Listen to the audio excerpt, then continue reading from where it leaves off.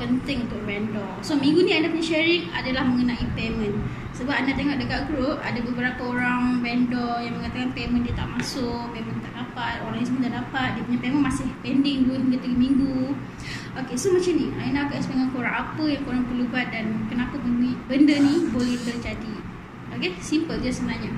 Salah satu punca kenapa vendor-vendor yang dapat payment tu adalah akaun kena freeze ataupun akaun tu memang dah kena block ataupun akaun tu akaun lama. Itu mungkin terjadi lah pada vendor-vendor baru. Vendor-vendor baru yang baru join, dia pergi submit akaun bank yang dah lama tak pakai. Kan sekarang kan orang dah boleh home base apa semua kan jadi vendor. Jadi kadang-kadang suri rumah jadi vendor. Tiba-tiba dia bagi lah akaun bank dia. Rupanya akaun bank dia tak aktif lah. Mungkin boleh terjadi gitu. Kadang dia tak tahu akaun tu tak aktif. Itulah. So itu sebab yang pertama lah akaun kena block ataupun freeze. Yang kedua salah satunya adalah yang ni pun memang sering terjadi yang ramai tak tahu. Korang kalau nak tukar akaun bank details, korang kena update sebelum cut off date. Bermaksud macam ni, kalau contoh 1 hingga 7 hari bulan tu adalah minggu pertama dan itu adalah cut off date kita. So sebagai vendor korang tahulah minggu pertama adalah 1 hingga 7 hari bulan. Korang perlu submit korang punya bank details tu sebelum 7 hari bulan. Kalau boleh awal lagi tak apa. Kalau korang nak tukar dalam minggu pertama tu kan, korang submit je 1 hari bulan tu, korang dah submit dah. Korang dah submit dah korang punya account bank. Sebab approval kadang-kadang ambil masa 2 hingga 3 hari. So kalau katalah korang submit 1 hari bulan, mungkin 2 hingga 3 hari bulan dah approve, dan payment akan masuk pada korang punya account yang baru. Tapi andai kata korang submit dah pada 5 hari bulan, 6 hari bulan, 7 hari bulan ataupun 8 hari bulan, kemungkinan besar payment tu akan pending. Tak tahu sebab apa.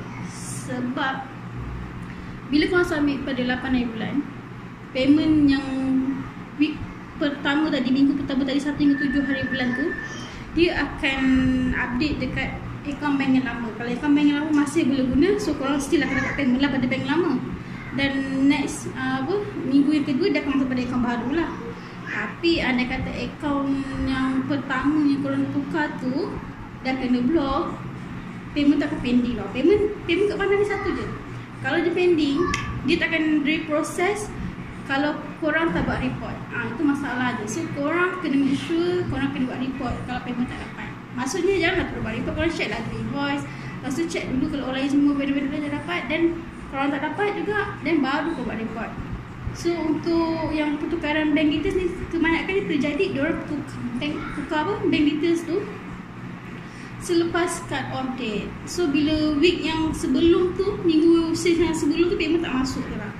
Sebab akaun diorang yang lama tu dah free, dah kena block. So diorang tak pakai dah akaun tu.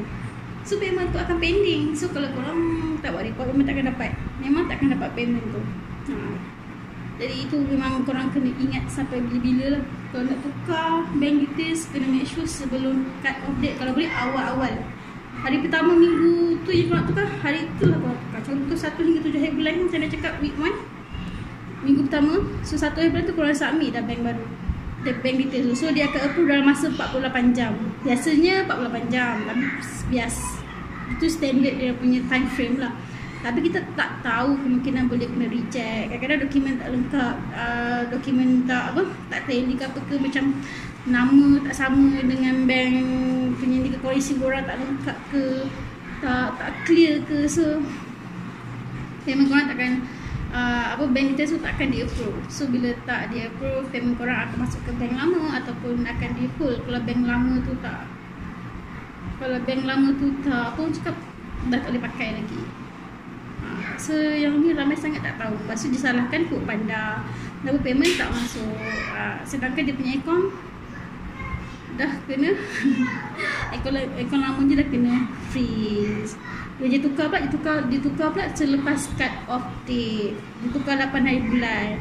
Lepas tu minggu pertama yang tak dapat tu, dia kata kenapa tak dapat apa semua. So korang kena make sure tukar sebelum habis cut off tu. Kalau boleh awal-awal. Kalau korang tukar week 1 1 hingga 7 hari bulan, korang tukar pada 7 hari bulan, memang confirm dia akan pergi pada week tu, minggu kedua. So kalau dia approve pada minggu kedua, itu consider sama je, korang tukar bank details pada minggu kedua. Sebab bila week minggu pertama yang tak dapat tu, dia kata kenapa tak dapat apa semua. So korang kena make sure tukar sebelum habis cut off tu. Kalau boleh awal-awal. Kalau korang tukar week 1 1 hingga 7 hari bulan, memang confirm dia akan pergi pada week tu, minggu kedua. So kalau dia approve pada minggu kedua, itu consider sama je, korang tukar bank details pada minggu kedua. Sebab Diorang dah start kira korang punya payment invoice tu pada 7 bulan tu dah memang last untuk korang submit. Tapi kalau andai kata korang berasal baik, dia approve hari tu juga, approve kan. Kalau approve, korang berasal baik lah, diorang akan masukkan pada minggu yang akan datang. Tapi kalau andai kata diorang approve pada keesokan hari 8 hari bulan, selamat tinggal lah korang punya payment. Korang punya payment memang korang akan di hold dan korang kena buat report untuk dapatkan payment tersebut. Make sure kena buat report sebab bandar dia takkan auto di proses payment yang tak masuk. Korang kena buat report untuk payment yang korang tak dapat. Yang ni ramai tak tahu. Lepas tu bila dia tak tahu, dia complain payment tak dapat. Dia tunggu 2 hingga 3 minggu. Lama kot nak tunggu 3 minggu. So korang make sure kalau orang lain dah dapat, korang tak dapat, dan korang check dan terus dia buat report. Okay, itu salah satu dia punya orang cakap punca-punca dan kenapa vendor-vendor selalu tak dapat payment. Sebab keberangkalian untuk Foodpanda salah masukkan ke dalam akaun ada, tapi sikit sangat terjadi pada vendor-vendor. Maksudnya membuat akaun tu salah, dia tersalah masuk ke vendor lain, ada, boleh terjadi, tapi sangat-sangat tipis, sangat jarang. Sebab tu lah korang kena check dulu. Kalau payment tak dapat, korang terus check dekat invoice, terus hantar dekat help center. Dan nak beritahu, apabila payment tak dapat, korang terus submit je dekat help center tu under finance. Janganlah korang pergi ke bahagian lain pula. Kan korang boleh select menu-menu kat situ, help center tu. Korang klik kepada bahagian finance dan korang minta dia check dan diproses balik payment yang korang tak dapat. Bagi tahu macam ni kalau korang nak cepat kan, korang tulis macam ni, I want Semelayu lah okay. Saya punya payment minggu pertama bulan Mei tak dapat. Sila tolong semak dan masukkan ke akaun baru. Contohlah kalau korang dah submit bank detail yang baru sila masukkan ke akaun baru yang saya telah hantar pada minggu lepas. Contoh macam tu lah. So biar diorang tahu dah, maksudnya korang bagi detail lengkap kat situ bila korang buat report. So diorang tahu dah, oh korang dah update bank detail, so korang punya payment tak masuk. So diorang akan diproses terus. Ataupun kalau korang tak update bank detail tetapi payment tak dapat, dan korang dah check invoice, payment memang patutnya korang dapat, pun sama juga, korang submit je, saya tak dapat payment pada minggu sekian-sekian, sila semak dan diproses balik payment tersebut. Just refund macam tu je lah. Diorang akan refund. Kalau korang submit report, diorang akan refund dalam masa 4 hingga 5 hari bekerja. Agak lambat, tapi better korang buat report. Sebab kalau korang tak buat report, memang takkan dapat payment tu. Itu je nak cakap lah. Okay, so tips untuk hari ni ada recap balik.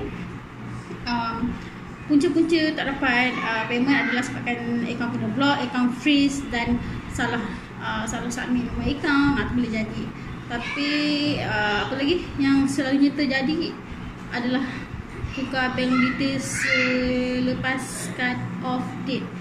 Itu sangat-sangat terjadi, sangat sering terjadi dan ramai tak tahu. Lepas tu bila tukar, payment tak masuk. Payment yang sebelum tu yang minggu sebelum tu memang takkan masuk. Jadi yang itu penting sangat untuk korang tahu dan korang kena submit report untuk diproses. Tapi kalau bagi Aina sendiri lah, kalau korang nak selamatkan duit korang daripada lambat-lambat, sebab yelah takkan lah, memang diproses tu kita boleh dapat duit. Tapi korang sanggup ke nak menunggu 4 hingga 5 hari? Kita ni vendor-vendor kadang-kadang kita nak rolling. Sedangkan Foodpanda delay beberapa hari tu vendor dah bising. Apatah lagi bila payment korang tak dapat, lepas tu korang nak hantar report untuk diproses, ambil masa 48 jam untuk diorang update. Lepas tu dah diorang update dalam masa 48 jam, tunggu lagi 4 hingga 5 hari untuk bekerja. So sebelum benda-benda tu terjadi, better korang cakap tak tahu dah apa. So better korang check dulu. Sebelum korang tukar bank details tu, korang make sure korang submit dalam masa dia punya cut off tu. Korang pastikan cut off date tu sebenarnya 1 hingga 7 bulan minggu pertama, 8 hingga 15 bulan minggu kedua. So korang buat pertukaran antara date tu sebenarnya.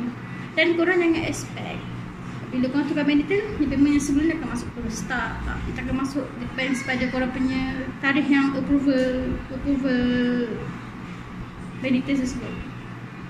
So dekat situ Ramai yang tak tahu dan ramai yang tak faham. Kalau korang nak selamat, korang hanya perlu masa korang tukar bank details tu, make sure within the cut off date tau. Maksudnya dalam tempoh cut off date tu 1 hingga 7 hari bulan. So korang submit lah pada 1 ke 2 hari bulan ke, supaya dia senang nak proses.